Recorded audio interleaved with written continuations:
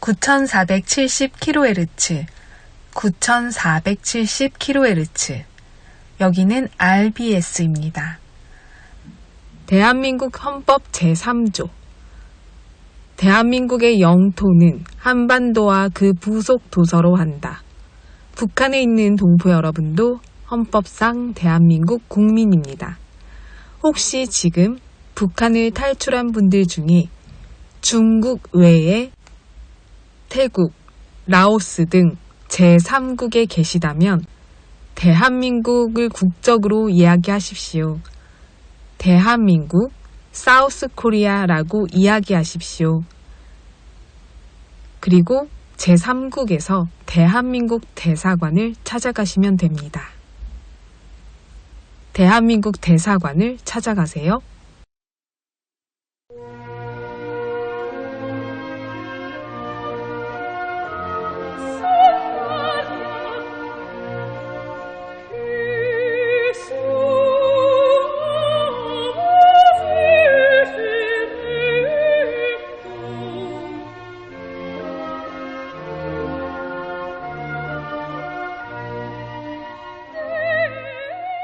북녘 동포 여러분, 매미 소리가 우렁찬 여름이네요. 많이 덥지만 그래도 아침 저녁으로 약간의 바람이 불어서요. 더위가 조금 가셨나 싶었더니 낮에는 다시 매미가 우렁차게 울며 아직 가지 않았다고, 나 아직 한여름이라고 말하는 것 같습니다. 한번 함께 들어보실까요?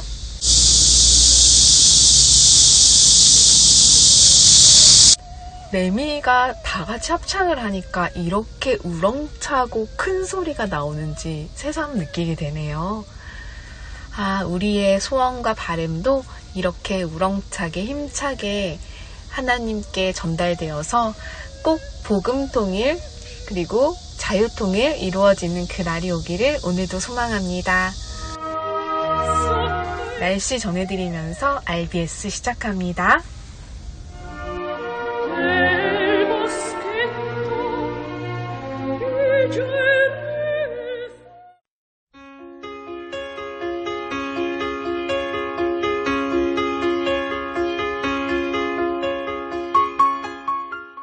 북한 종합 날씨 예보입니다.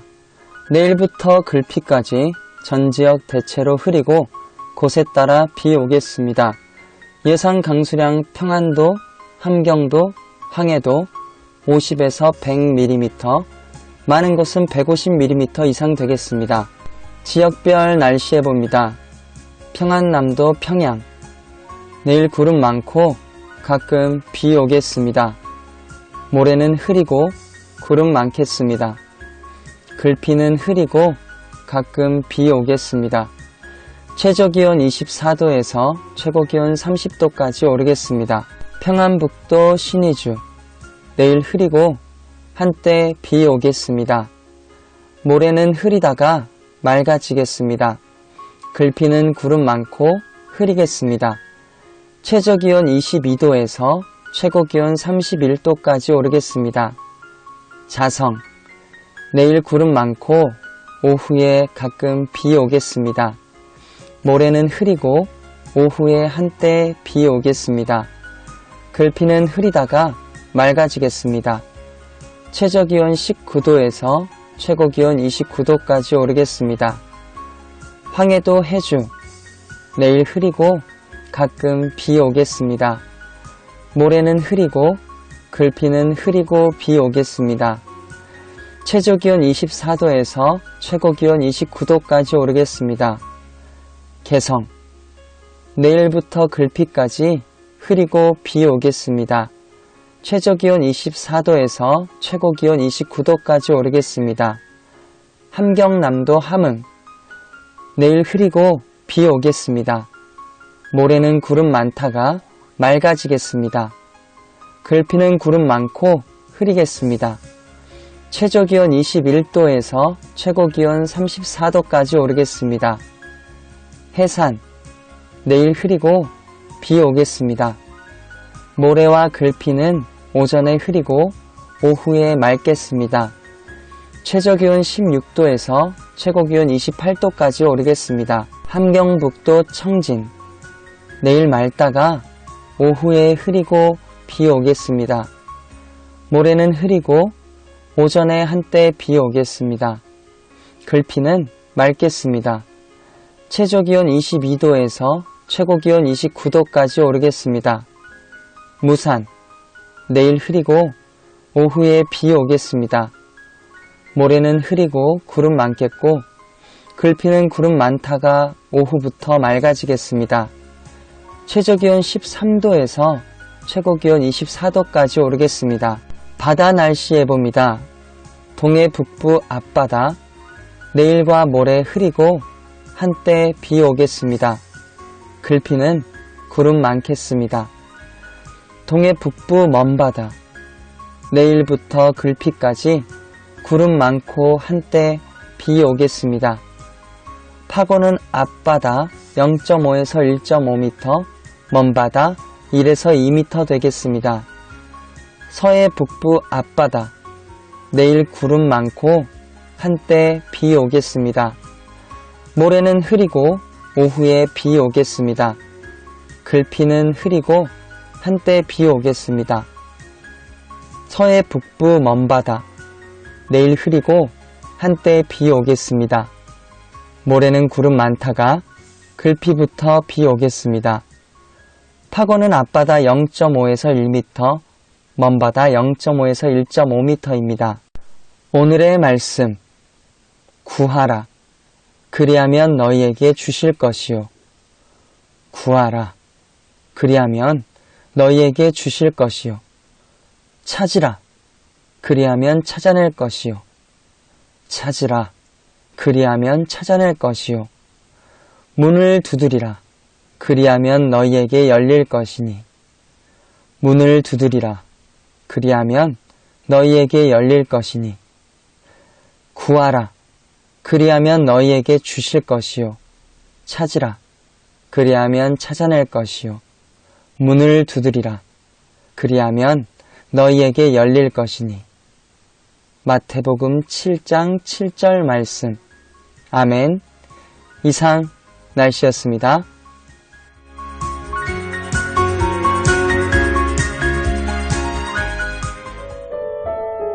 여기는 RBS 부흥복음통일방송입니다. 지난 금요일 방송에서 자유민주주의를 선택하여 대한민국의 초석을 세운 초대 대통령 이승만 이야기를 전해드렸는데요. 오늘도 그 이야기 이어서 전해드립니다.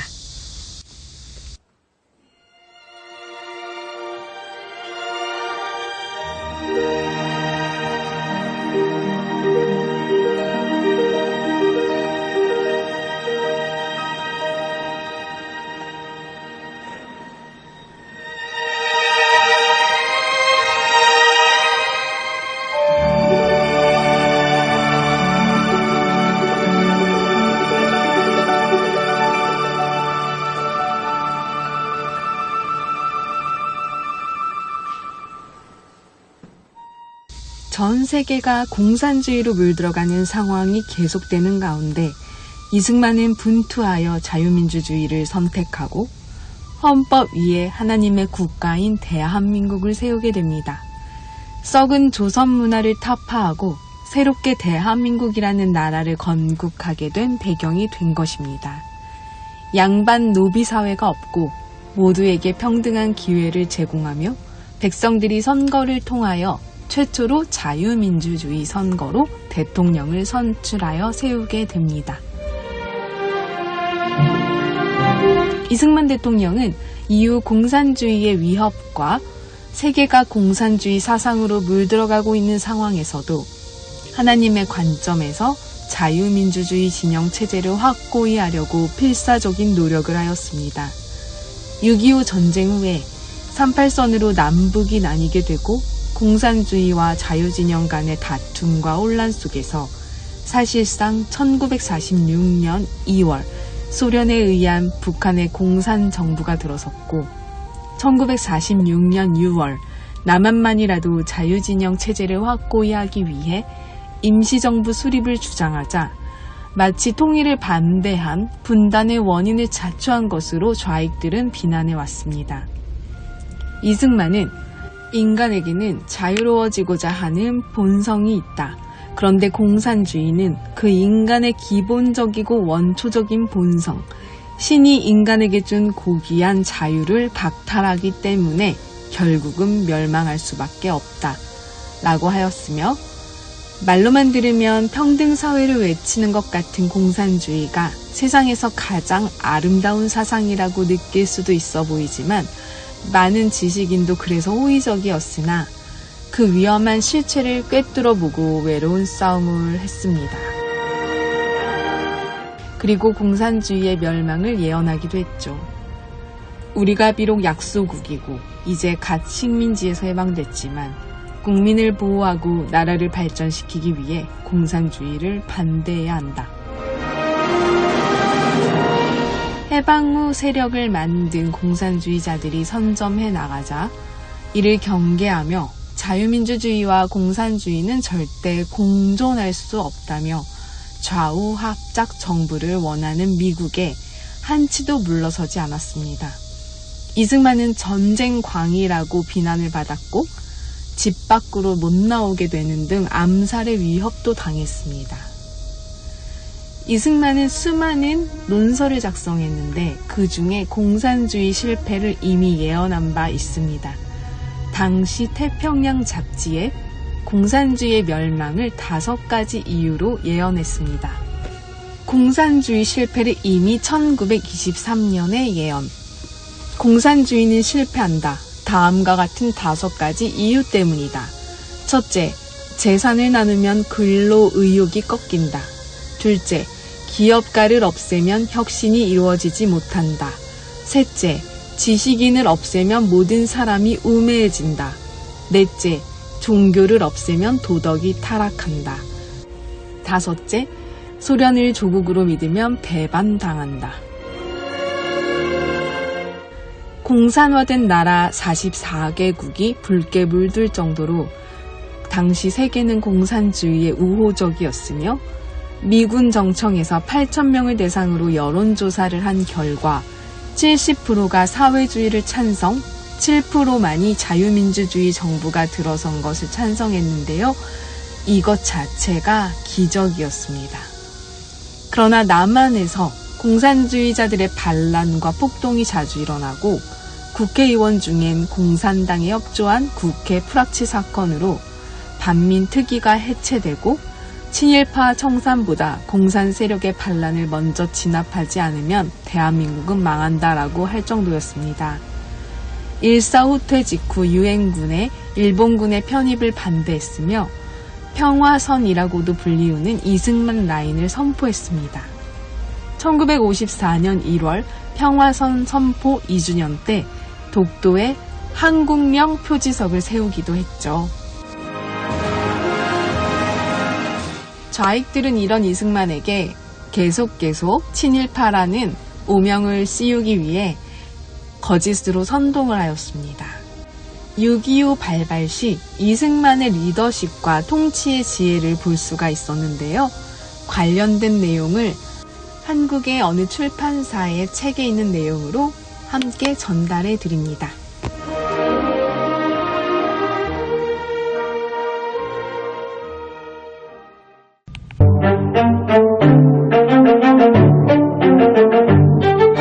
한반도의 전략적 가치를 낮게 본 미국은 한국의 반대에도 불구하고 1949년 6월 말 주한미군을 철수시켰습니다.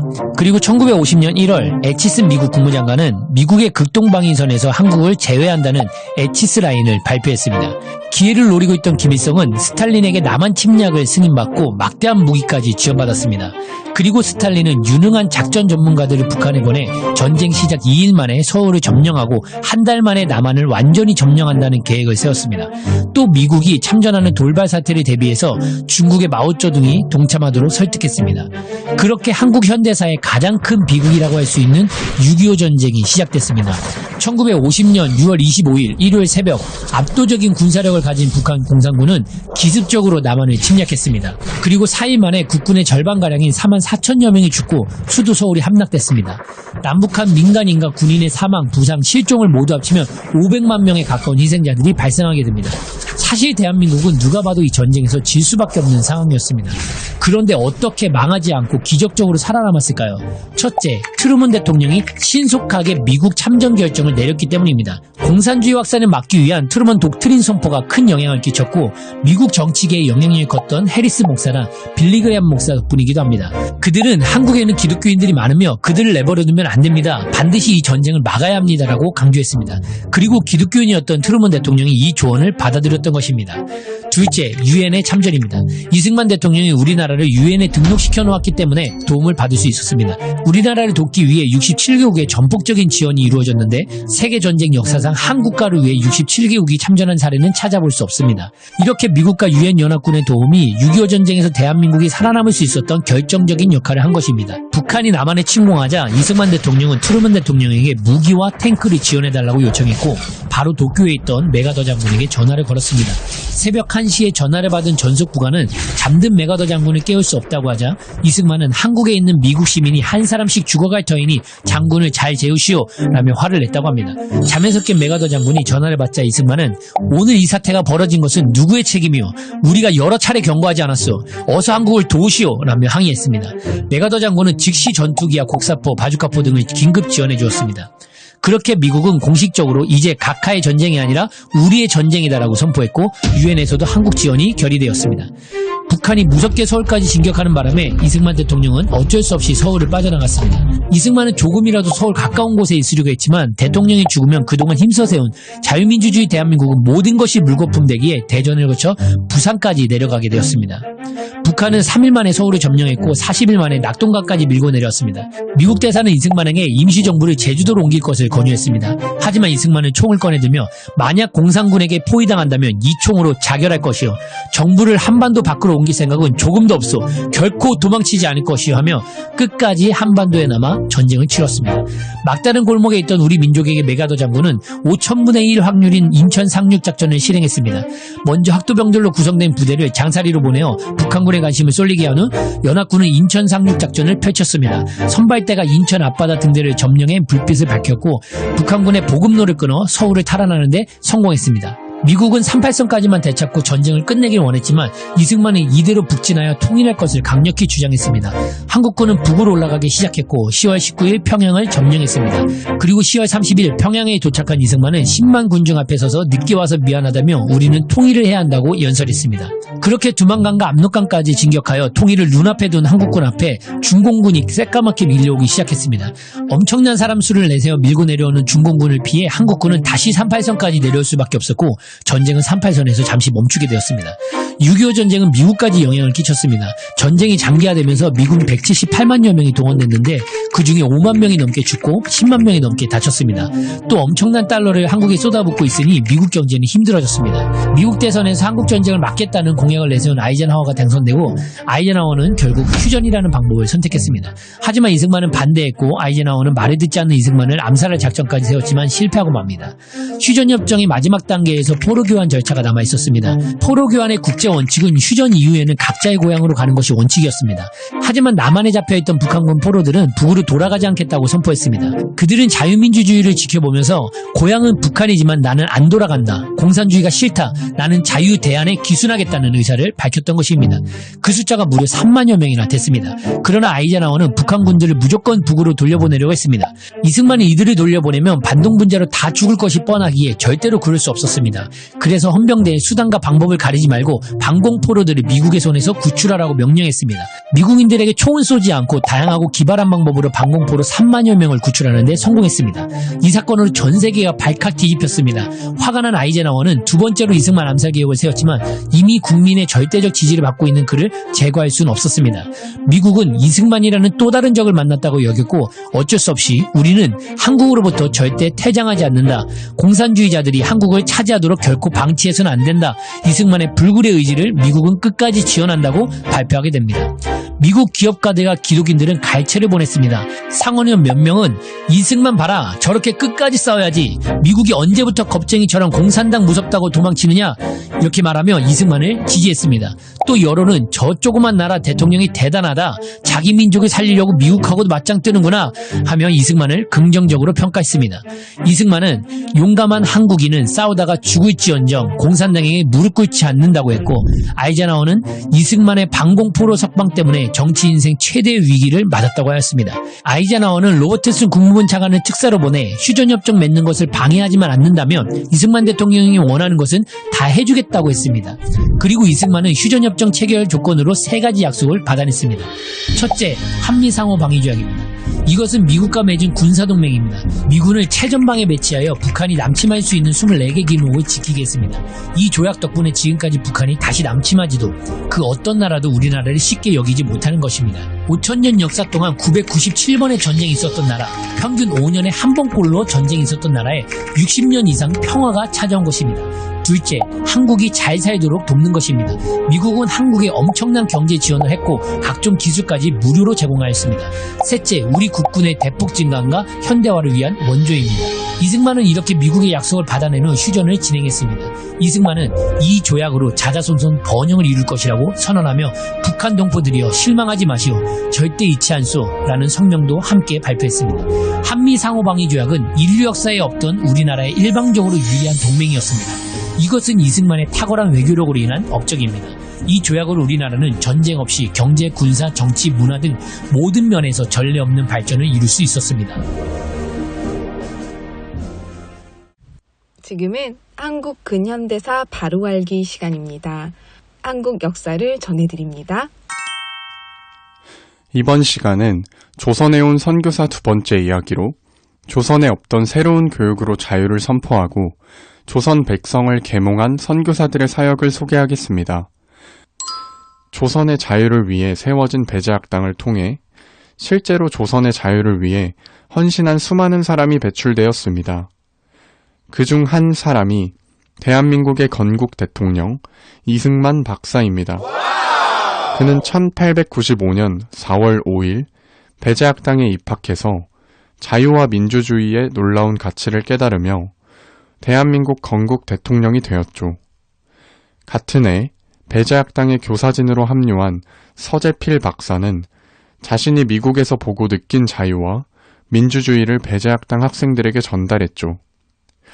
그 외에도 우리나라 최초의 의학 박사 오긍선 선생님, 한글하면 떠오르는 인물 주시경 선생님, 헤아릴 수 없는 많은 인재가 배제학당을 통해 배출되어 대한민국의 기초를 놓은 건국의 아버지들이 되었습니다. 또 배제학당은 민족을 섬기는 공간이 되었습니다. 1889년 한글 활자를 주조해 성경을 인쇄하고 1896년 독립신문, 1897년 조선 그리스도인의 회보, 1898년 학생기관지 협성회보, 1898년 이승만 박사가 발행한 우리나라 최초 일간신문인 매일신문, 1892년에는 목각으로 철로역정을 인쇄하여 조선 사람들을 섬겼습니다. 배제학당은 아펜젤러 선교사가 1885년 4월 5일 제물포에서 올린 기도대로 조선 백성을 얽어맨 결박을 끊고 그들이 자유와 빛 가운데 살아가도록 헌신한 자유의 전당이었습니다. 우리나라 교육에 지대한 공헌을 한 여러 선교사 가운데 언더우드 선교사를 빼놓을 수 없습니다. 언더우드 선교사는 1885년 조선에 왔습니다. 사실 처음부터 조선에 오려던 것은 아닙니다. 그는 인도 선교사로 헌신하고 인도로 나갈 준비를 하던 중 선교부의 제안에 순종하여 조선에 온 것이죠. 조선으로 그의 목적지를 바꾸는 일은 결코 쉬운 일이 아니었습니다. 선교사를 죽이는 땅, 정세가 어지러워 안전을 보장받을 수 없는 땅, 질병이 창궐한 땅, 무엇보다 조선이 어떤 곳인지 제대로 된 정보도 없는 상태였기 때문입니다. 그런 이유로 언더우드 선교사는 평생을 함께하기로 약속한 약혼자와 파혼을 해야 했고 그동안 준비한 모든 것을 다 내려놓고 조선으로 온 것입니다.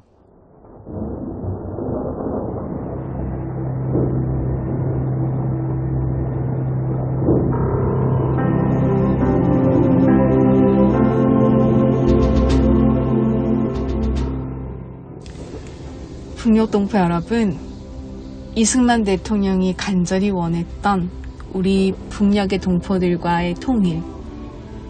80년이 지난 지금까지 우리 눈으로 볼 수 없었지만요, 이제 다 된 것 같습니다. 한반도 전역이 자유민주주의 대한민국이 되기 위해 끝까지 목숨 걸고 북진을 위해 애쓰던 이승만 대통령, 그리고 휴전선이 쳐진 그때의 우리 북녘 동포들을 한시도 잊으신 적이 없었습니다. 살아생전의 희망의 소식을 북녘 동포들에게 전하며 우리 동포들의 해방을 위해 전 세계적으로 애쓰셨습니다. 특히 미국에게 많은 요구를 하며 남북한 통일의 사명을 다해야 된다고 당당하게 주장했습니다. 동포들을 사랑하고 대한민국을 하나님의 헌법 위에 세운 대통령이었습니다. 그리고 우리에게 자유민주주의 대한민국이란 유산을 주셨지만 통일은 우리의 과제로 남아 있습니다. 바로 지금 우리가 그 통일 앞에 와 있고 그 싸움을 하고 있다는 기쁜 소식을 우리 동포 여러분들께 전해드립니다. 북녘 동포 여러분, 있는 자리에서 함께 기도해 주시길 바랍니다. 그리고 우리가 꼭 복음 통일로 이루어져서 또 세계 선교를 할 수 있는 귀한 대한민국이 되기를 간절히 소망합니다. 우리 북녘 동포 여러분도 분명히 마음속에 예수님을 믿고 주님께 기도하는 많은 성도들이 계신 걸로 알고 있습니다. 북녘 동포 여러분, 힘든 순간에 나의 손을 잡으실 분은 오직 주님뿐입니다. 주님 안에서 정말 많이 사랑합니다. 저는 금요일 밤 11시에 또 찾아올게요. 서울에서 방한나였습니다.